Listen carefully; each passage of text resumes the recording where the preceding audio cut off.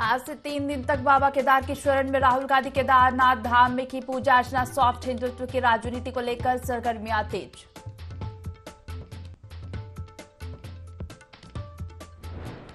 CM Dhami ने digital नवाचार के सुशासन की ओर ऐप और पोर्टल का किया शुभारंभ। का उत्तराखंड को डिजिटल डेस्टिनेशन के रूप में किया जा रहा विकसित।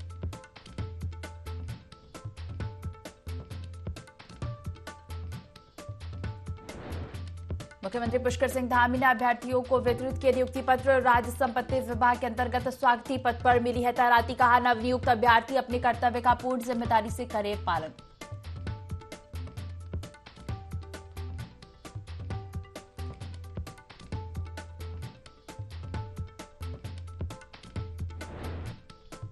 यूपीएससी परीक्षा पास कर पहली बार चंपावत पहुंची अनुप्रिया। घर पहुंचने पर लोगों ने किया जोरदार स्वागत। कहा महिला शिक्षा को बढ़ावा देना रहेगी प्राथमिकता।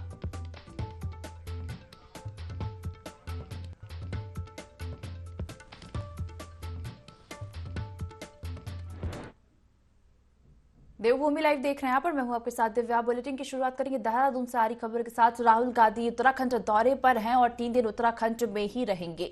राहुल गांधी ने बद्रीनाथ धाम के दर्शन किए हैं। राहुल ने केदारनाथ धाम के भी दर्शन किए। केदारनाथ में प्रवास करेंगे राहुल गांधी। निजी दौरे पर उत्तराखंड आए हैं राहुल गांधी। तो आपको बता दें, राहुल गांधी उत्तराखंड दौरे पर हैं। 3 दिन उत्तराखंड में ही रहेंगे। राहुल गांधी ने बद्रीनाथ धाम और केदारनाथ धाम के दर्शन किए हैं। केदारनाथ में प्रवास करेंगे। आपको बता दें, निजी दौरे पर उत्तराखंड आए हैं राहुल गांधी।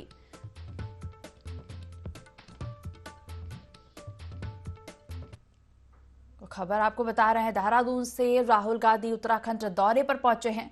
3 दिन उत्तराखंड में ही रहेंगे। राहुल गांधी ने बद्रीनाथ धाम केदारनाथ धाम के दर्शन किए। केदारनाथ में प्रवास करेंगे और आपको यह भी बता दें कि राहुल गांधी निजी दौरे पर उत्तराखंड आए हैं।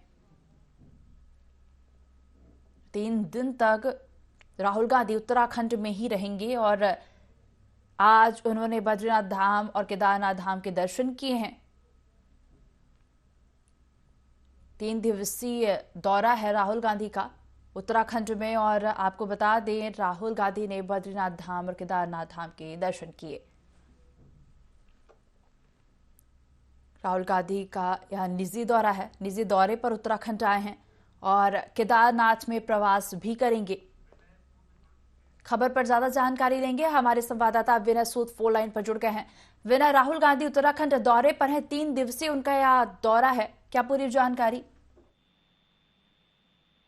जी बिल्कुल दिव्या, देखिए आपको बता दें कि जिस तरह से यहाँ पर राहुल गांधी की अगर बात करें, 3 दिवसीय दौरे पर जो है उत्तराखंड पहुंचे हैं और इस दौरान बद्रीनाथ के जो है उन्होंने दर्शन भी किए हैं। वहीं अब केदारनाथ की अगर बात करें तो केदारनाथ में भी जो है उन्होंने दर्शन किए हैं।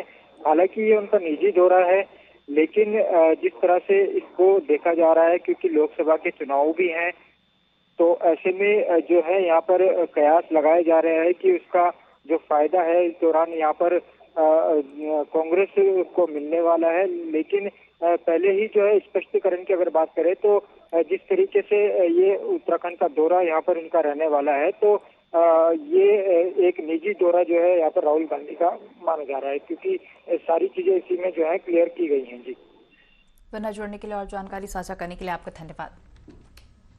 तो राहुल गांधी उत्तराखंड दौरे पर है। 3 दिन का दौरा है राहुल गांधी का और आपको बता दें, राहुल गांधी ने केदारनाथ धाम और बद्रीनाथ धाम के दर्शन भी किए हैं। निजी दौरा उत्तराखंड का राहुल गांधी का यह माना जा रहा है। उत्तराखंड सरकार दिसंबर में होने वाले ग्लोबल इन्वेस्टर समिट की तैयारियों में जुटी हुई है। सीएम पुष्कर सिंह धामी खुद निवेशकों को आमंत्रित करने में लगे हैं और इसी कड़ी में सीएम धामी मुंबई में रोड शो करने के साथ ही उद्योगपतियों को उत्तराखंड में निवेश करने के लिए आमंत्रित करेंगे। अभी तक 94,000 करोड़ से ज्यादा के एमओयू उत्तराखंड सरकार साइन कर चुकी है, जबकि 2.5 लाख करोड़ का निवेश जुटाने का लक्ष्य रखा गया है।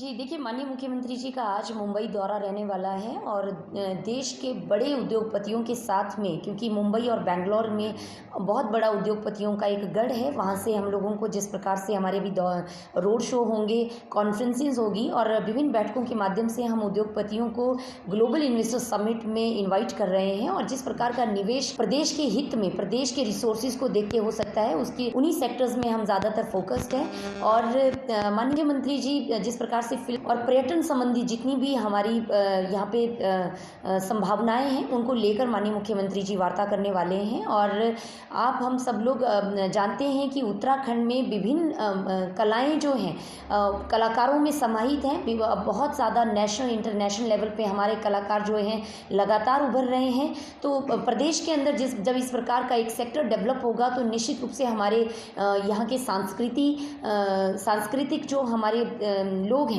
और जो संस्कृति से जुड़े हुए हैं, कला से जुड़े हुए हैं, उन लोगों को लाभ होने। मुख्यमंत्री पुष्कर सिंह धामी की घोषणा अंतर्गत धार्मिक पर्यटन गतिविधियों को बढ़ाए जाने के उद्देश्य से प्रसिद्ध पूर्णागिरि मंदिर रोपवे का निर्माण कार्य इसी महीने से शुरू हो रहा है। रोपवे का निर्माण पीपीपी मोड में Purnagiri ropeway construction company Gurgaon द्वारा किया जा रहा है, जिसकी लागत करीब 45 करोड़ रुपए है। पूर्णागिरि रोपवे निर्माण के संबंध में एक बैठक तहसील कार्यालय टनकपुर में जिलाधिकारी नवनीत पांडे की अध्यक्षता में संपन्न हुई। बैठक में कंस्ट्रक्शन कंपनी से आए प्रतिनिधि, नौसेना के सेवानिवृत्त कमांडर इंजीनियर आलोक शर्मा ने बताया कि रोपवे की कुल लंबाई 902 मीटर है, जो हनुमान चट्टी से काली मंदिर तक बनेगी, जिसमें 65 यात्री क्षमता के 2 केबिन बनाए जाएंगे। प्रतिदिन करीब 800 यात्री यात्रा कर सकते हैं। हमारे पीपीपी पार्टनर हैं जिनको ये जिम्मेवारी दी गई है कि वो पूर्णागिरि रोपवे का कार्यक्रम संचालन करेंगे। आज उनके साथ भी प्रारंभिक बैठक की गई है और उनके द्वारा कुछ प्रशासन से जो सहयोग चाहा गया है वो हमें आश्वस्त किया गया है और उनके द्वारा बताया गया है कि दीपावली के बाद ये अपने रोपवे का काम शुरू कर देंगे। ये रोपवे का काम जो है संभवतः जून 25 तक पूर्ण किया जाएगा। राष्ट्रपति द्रौपदी मुर्मू 3 दिवसीय दौरे पर उत्तराखंड आने वाली हैं। प्रशासन ने राष्ट्रपति आगमन के लिए तैयारियां शुरू कर दी हैं। राष्ट्रपति द्रौपदी मुर्मू के प्रोटोकॉल के लिए प्रशासन ने प्राइवेट गाड़ियों का अधिग्रहण शुरू कर दिया है। गाड़ियों के अधिग्रहण से टैक्सी चालक काफी नाराज है। टैक्सी चालकों का कहना है कि चारधाम यात्रा लगातार जारी है और ऐसे में टैक्सी चालक गाड़ियां देने में असमर्थ हैं। टैक्सी चालकों का कहना है कि प्रशासन हठधर्मी करेगा तो गाड़ियां नहीं दी जा सकेंगी।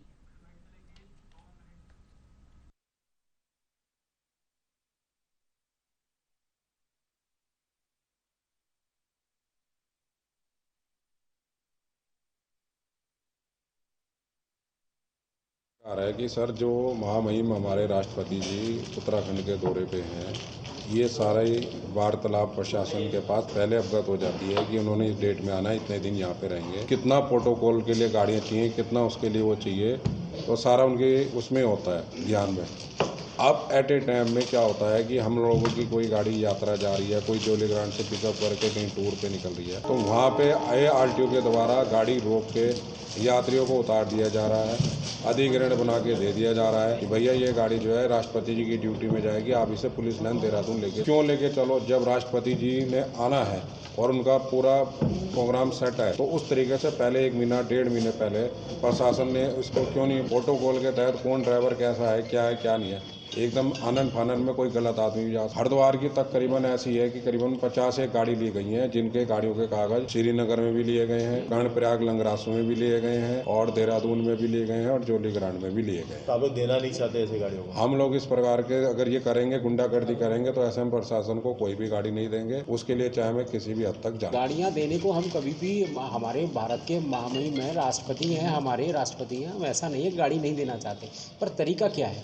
तरीका ये भी मानिए, जो हमारे उत्तराखंड में भ्रमण पे जो यात्री बाहर से आया है, उसका परिवार साथ, वो ऑलरेडी उस पैकेज में है कि हमको उसको और रनिंग में रखना है गाड़ी को 10 दिन। उस यात्री ने हमको पैसा दिया है, किराए पे गाड़ी ली है, कॉमर्शियल गाड़ी है। अगर उस यात्री को हम अधिग्रहण में कह देते हैं कि आप गाड़ी खाली करिए, ऑन द वे गाड़ी खाली करिए और आप जो राष्ट्रपति महोदय के प्रोटोकॉल में गाड़ियां जाएंगी, तो मैं ये मानता हूँ कैसे संभव है। अगर प्रोटोकॉल था, पहले से सबको, उच्च अधिकारियों को सबको अवगत कराया होता है, सारी व्यवस्थाएं होती हैं, तो इसमें ये व्यवस्था भी दी थी कि हमको इतनी गाड़ी प्रोटोकॉल में देनी है। अगर हमसे शासन प्रशासन ये पहले से अवगत कराता, हमसे गाड़ियाँ मांगता, तो निश्चित तौर पर हम गाड़ी देते। गाड़ी को कहाँ मना, गाड़ियाँ तो उन्हीं के लिए हैं, गाड़ियाँ सब उनकी गाड़ियाँ। हम लोग भारत के वासी, हम लोग कभी विरोध नहीं कर सकते। पर आप ये बताइए कि क्या ये उचित है क्या कि रास्ते में आप किसी को अधिग्रहण कर लें और जिसके अंदर किसी के बच्चे बैठे, किसी का परिवार बैठा हुआ है, क्या इसे आप मानवीय घटना बताएंगे क्या? ये तो मनमर्जी चल रही है कि हम लोग बार बार एप्लीकेशन देते रहते हैं, मिन्नत करते रहते हैं, जबकि सबको ये मालूम है कि जो ये गाड़ियाँ हैं इनका बैंक का लोन भी है, ड्राइवर की सैलरी भी है और इंश्योरेंस भी देने पड़ते हैं और राज्य सरकार को जो रोड टैक्स हैं वो भी देने पड़ते हैं, अन्य खर्चे भी हैं। अगर एक बार किसी वजह से हमारा अधिग्रहण में अगर हमारी किस्त रुक जाती है तो वो डेफिनेट है कि वो किस्तें आगे तक रुकती हैं, जिसकी हम पेनल्टियां भी देते हैं। और जितने भी जिला अधिकारी, राजस्व अधिकारी हैं, अगर कोई आदमी अपनी गाड़ियों की किस्तें नहीं दे पाता है, किसी वजह से कुछ होता है, तो क्या कुड़की की कार्रवाई नहीं? 2024 के लोकसभा चुनाव को लेकर उत्तराखंड के तमाम राजनीतिक दलों ने अपनी बिसात बिछानी शुरू कर दी है। लोकसभा चुनाव को लेकर सपा प्रदेश कार्यालय में सदस्यता अभियान की शुरुआत की गई। इस मौके पर सपा प्रदेश अध्यक्ष शंभू प्रसाद पोखरियाल ने कहा कि निकाय और लोकसभा चुनाव को देखते हुए सपा की ओर से सदस्यता अभियान चलाया जा रहा है, जिसमें प्रदेश के तमाम जनपदों से आए लोगों ने समाजवादी पार्टी की सदस्यता ग्रहण की। आगामी लोकसभा और निकाय चुनाव को लेकर तैयारी की जा रही है। इस दौरान भारी तादाद में पार्टी के कार्यकर्ता और पदाधिकारी मौजूद रहे।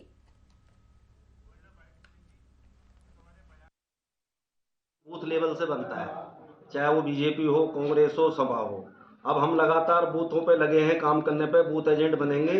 उसके बाद इंडिया गठबंधन जो है माननीय राष्ट्रीय अध्यक्ष अखिलेश यादव जी तय करेंगे कि उन्होंने कैसे, उनका आदेश होगा, जैसे उनका आदेश होगा उस पर काम करेंगे। मैं तो बेसिकली संगठन का आदमी हूँ, मैं नेता तो हूँ नहीं, मैं तो छोटा सा कार्यकर्ता हूँ जो जिम्मेदारी मिली है उससे पार्टी को मजबूत कर रहा हूँ। हरिद्वार में राज्य बाल संरक्षण आयोग के अध्यक्ष गीता खन्ना ने कहा कि कोचिंग सेंटर और बिना मानकों के चल रहे प्राइवेट स्कूल समाज के लिए नासूर है। गीता खन्ना ने कहा कि बच्चों और उनके अभिभावकों को सुहावने सपने दिखाकर कोचिंग सेंटरों का रैकेट बड़े पैमाने पर चल रहा है। साथ ही कई प्राइवेट स्कूल और एनजीओ भी मानकों को दरकिनार कर धड़ल्ले से चल रहे हैं। इन सबकी जांच की जानी चाहिए। उन्होंने कहा कि इस मांग को लेकर सरकार को पत्र भी लिखा गया है। हरिद्वार में बाल संरक्षण आयोग के अध्यक्ष गीता खन्ना ने कहा कि कोचिंग सेंटर और बिना मानकों के चल रहे प्राइवेट स्कूल समाज के लिए नासूर है। गीता खन्ना ने कहा कि बच्चों और उनके अभिभावकों को सुहाने सपने दिखाकर कोचिंग सेंटरों का रैकेट बड़े पैमाने पर चल रहा है। साथ ही कई प्राइवेट स्कूल और एनजीओ भी मानकों को दरकिनार कर धड़ल्ले से चल रहे हैं। इन सबकी जांच की जानी चाहिए। उन्होंने कहा कि इस मांग को लेकर सरकार को पत्र भी लिखा गया है।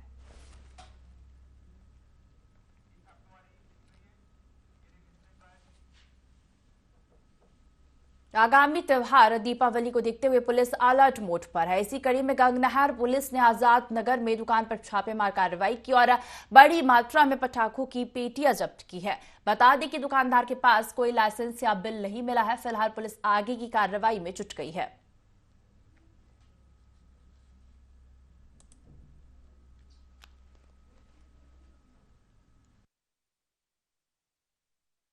कुछ एक व्यापारी के द्वारा बिना अनुमति के, बिना लाइसेंस के कुछ पटाखे रखने की शिकायत मिली थी, जिस पर पुलिस के द्वारा वहां पर छापेमारी की गई और काफ़ी मात्रा में पटाखे बरामद किए हैं। पटाखों को फिलहाल जब्त किया गया है और नियमानुसार इसमें कार्रवाई की जा रही है।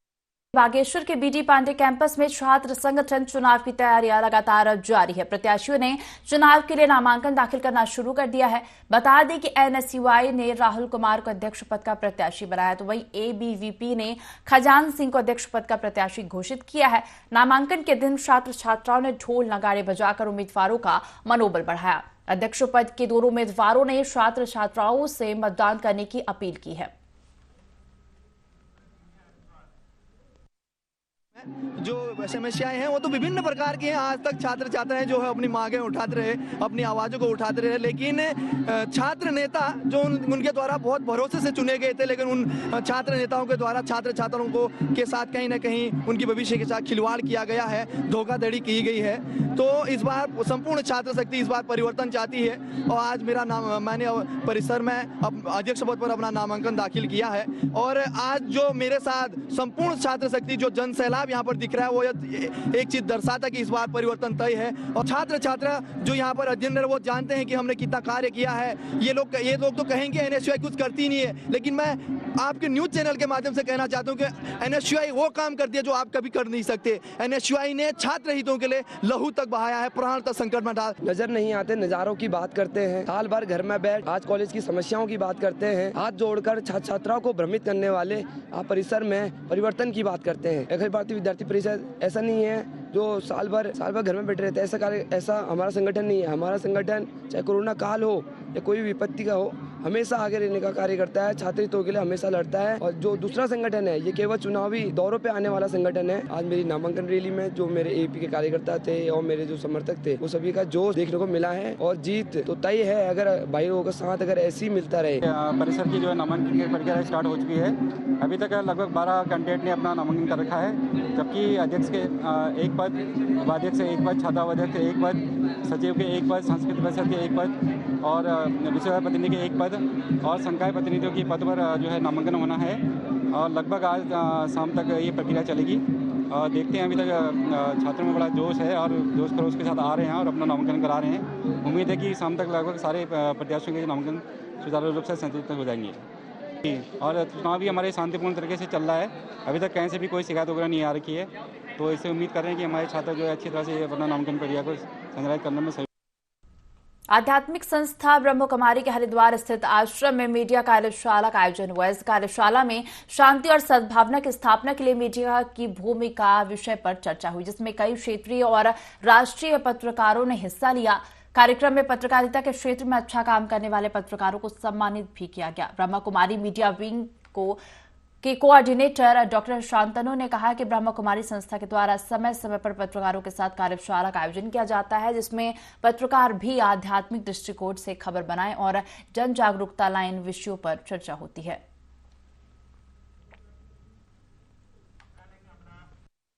पत्रकारिता में जो वैल्यूज कम हो रहा है, जिससे प्रॉब्लम आ रही है, तो वैल्यू बेस्ड मीडिया की बात हुई है। तो वैल्यू जो समाज में कम हो रहा है तो यहाँ भी कम हो रहा है। तो मीडिया के माध्यम से हम समाज को सही दिशा दे सकते हैं। तो दिशा तभी देंगे जब वहाँ वैल्यूज़ को लेके चलेंगे, जो कि समाज में वैल्यूज़ नहीं है और इसको लेके प्रॉब्लम आ रही है। तो मीडिया जब वैल्यू बेस्ड हो जाएगा तो हमें सही दिशा समाज को दे देंगे। ये जो 4 दिवसीय मीडिया कैंपेन चल रहा है, ये मूल्यनिष्ठ मीडिया कैंपेन माउंट आबू ब्रह्मा कुमारी के हेड ऑफिस और हमारे जो लोकल हरिद्वार ब्रांच के साथ मिल कर के यहाँ हरिद्वार, देहरादून, ऋषिकेश और रुड़की में ये कार्यक्रम चलेगा। और ये कार्यक्रम का मुख्य उद्देश्य है कि पत्रकार भाई बहनों को इसमें शामिल करना कि शांति और सद्भावना के लिए एक ही रास्ता बचता है, वो है आध्यात्मिकता।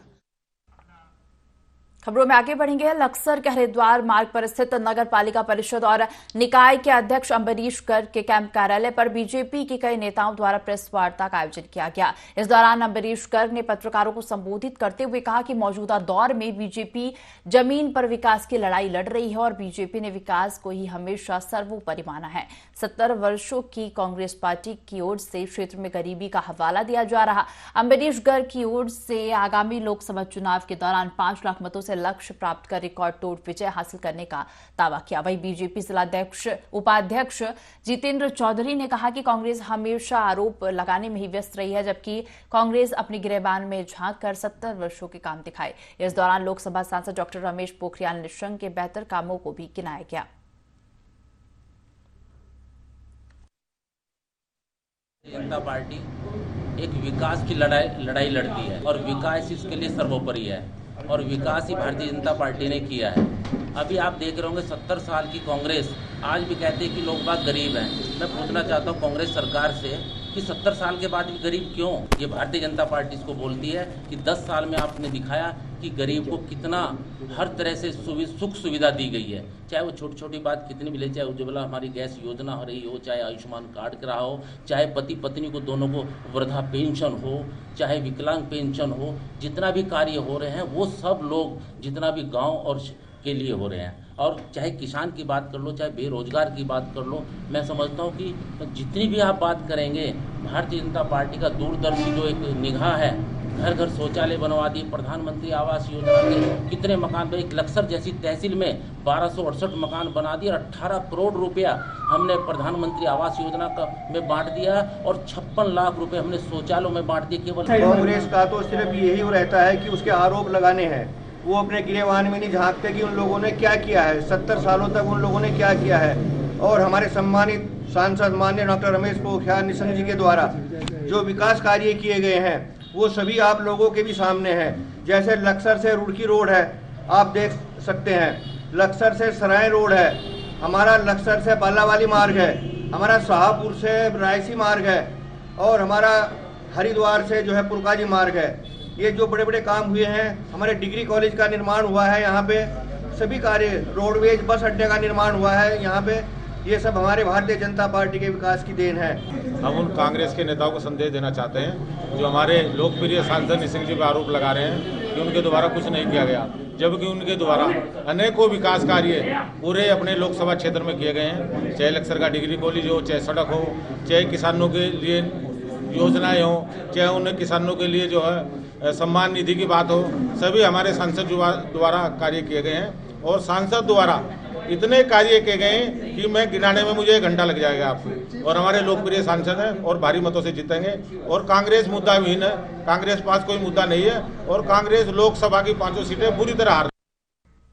अगली खबर का रुख करेंगे। बनबसा से जगबुड़ा से नेपाल को जोड़ने वाला 4 लेन हाईवे राष्ट्रीय राजमार्ग प्राधिकरण द्वारा बनाया जा रहा है, जिसका डीएम चंपावत नवनीत पांडे ने निरीक्षण किया। इस दौरान एनएचएआई के अधिकारी और अन्य विभागों के अधिकारी मौजूद रहे। जिलाधिकारी ने एनएचएआई के अधिकारियों को समय सीमा का ध्यान रखते हुए गुणवत्तापूर्वक कार्य करने के निर्देश दिए। इस दौरान जिलाधिकारी ने निर्माणाधीन 4 लेन हाईवे के कार्यों का जायजा भी लिया और परियोजना प्रबंधक से निर्माण के संबंध में जानकारी ली।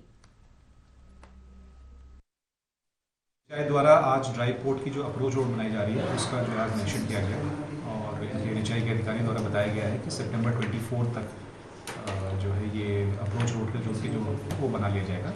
जहाँ तक ड्राई पोर्ट का प्रश्न है, संभवतः ये राइट्स द्वारा इसकी डीपीआर बनाई जा रही है और डीपीआर बनने के बाद ही इसमें कार्रवाई की जाएगी। इसी क्षेत्र से लगते हुए एक अन्य क्षेत्र का भी निरीक्षण किया गया जिसमें कि माननीय मुख्यमंत्री जी द्वारा एक सिटकुल पार्क बनाए जाने की घोषणा की गई है और उसका भी जो है अब ये हमारा फाइनल प्रस्ताव जो होगा वो अनुदान के माध्यम से उसको भी। तो लोहाघाट में नमामि गंगे के तहत गंगा उत्सव मनाया गया। नगर पालिका लोहाघाट के अध्यक्ष गोविंद वर्मा और अधिशासी अधिकारी प्रियंका रैकवाल के नेतृत्व में गंगा उत्सव मनाया गया। कार्यक्रम का शुभारंभ जिले के प्रमुख राज्य आंदोलनकारी एडवोकेट नवीन चंद्र मुरारी ने किया और समन्वयक के रूप में पीजी कॉलेज लोहाघाट की डॉक्टर सुमन पांडे उपस्थित रहीं। कार्यक्रम में लोहाघाट की लोहावती नदी को पूरी तरह से प्लास्टिक मुक्त और गंदगी रहित किया गया। अभियान में नगर पालिका के पर्यावरण मित्र पीजी कॉलेज लोहाघाट के एनसीसी, एनएसएस और नमामि गंगे के छात्र छात्राओं ने सहयोग किया। सभी ने लोहावती नदी को हमेशा साफ और स्वच्छ रखने का संकल्प लिया। मंदिर पे आज राजकीय विवेकानंद स्नातकोत्तर महाविद्यालय लोहाघाट व नगर पालिका परिषद के तत्वाधान में स्वच्छता अभियान का आयोजन किया गया और हम ये मानते हैं कि गंगा उत्सव का उद्देश्य जो है क्या कहते हैं यह आपसी मेल जोल बढ़ाता है और उसके बाद एक अच्छा संदेश देता है। ये हमारा ऐसा दिव्य और भव्य स्थल है कि जहाँ पर आज स्वच्छता अभियान का आयोजन किया गया। समय समय पे लोहाघाट नगर पे विभिन्न संगठनों द्वारा और नगर पालिका परिषद द्वारा बहुत ही सकारात्मक कार्यक्रम किया गया और इससे एक संदेश ये जाता है कि हम सब लोग मिलकर के जहाँ एक और अपनी संस्कृति को बचाएं और वहीं हमारे अपनी प्रकृति को बचाएं, यही संदेश हम इसके माध्यम से देना चाहते हैं। नगर पालिका द्वारा समय समय पर विशेष स्वच्छता अभियान चलाया जाता है जो विभिन्न वार्डों के होते हुए हमारी जो लोहावती नदी है तो इसमें भी विशेष स्वच्छता अभियान है। हमारे कॉलेज के एनसीसी और एनएसएस के बच्चों द्वारा भी विशेष सहयोग दिया जाता है और समय समय पर हम आईटीबी का सहयोग लेते हैं। आज नगर पालिका और एनसीसी के बच्चों द्वारा यहाँ सहयोग किया गया और विशेष स्वच्छता अभियान नदी के साथ साथ शमशान घाट में भी किया और मैं सभी लोगों से विनती करता हूँ कि जो नदियों के प्रति हमारी आस्था है वो आस्था बनाए रखें। समस्त क्षेत्रवासी विनती करता हूँ कि जो हमारी गंगा है उसको निर्मल और स्वच्छ रखें। इस बुलेटिन में फिलहाल इतना ही। आप बने रहिए IND24 के साथ। नमस्कार।